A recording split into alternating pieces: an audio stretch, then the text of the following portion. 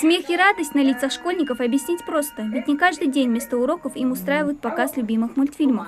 3 выпуска про задиристого и веселого попугая смотрит уже не первое поколение детей. Для каждого юного зрителя он запоминается по-своему. Кому-то понравились проделки попугая, а кто-то вынес для себя полезный урок. Мне понравилось, как Кеша в первой серии притворялся, что он умирает, и его хозяин брызнул его водой. Мне понравилось в мультике, как этот попугайчик не ценил своего хозяина, уходил всегда от него.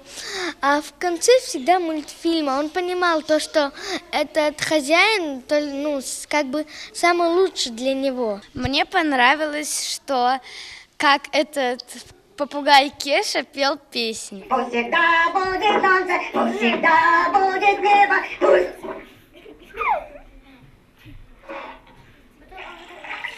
всегда будет бабка. Окунуться в детство и посмеяться вместе с учениками пришли и преподаватели, которые ничуть не меньше радуются такому походу в кино. Очень рады, что у нас в республике проходит такой кинофестиваль, что к нам приезжает такое большое количество известных артистов, актеров, звезд российского кино.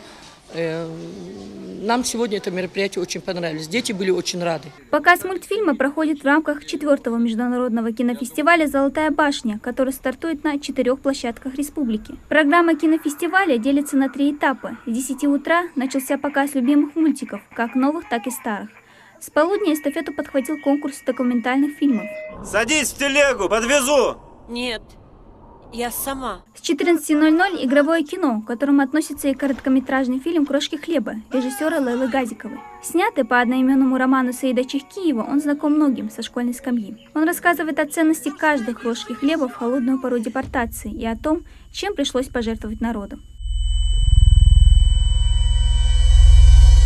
Нужно поблагодарить, кто этот придумал кинофестиваль, да, потому что это нравственное воспитание подрастающего поколения, которое здесь, в Республике Ингушетия, очень необходимо. Кинофестиваль продлится до 28 октября. Все эти 3 дня жители и гости республики будут не просто наслаждаться кинопоказами с утра до вечера, а оценивать работу авторов, известных и начинающих режиссеров не только России, но и зарубежья. Дана Плиева, Адам Далаков, Новости 24.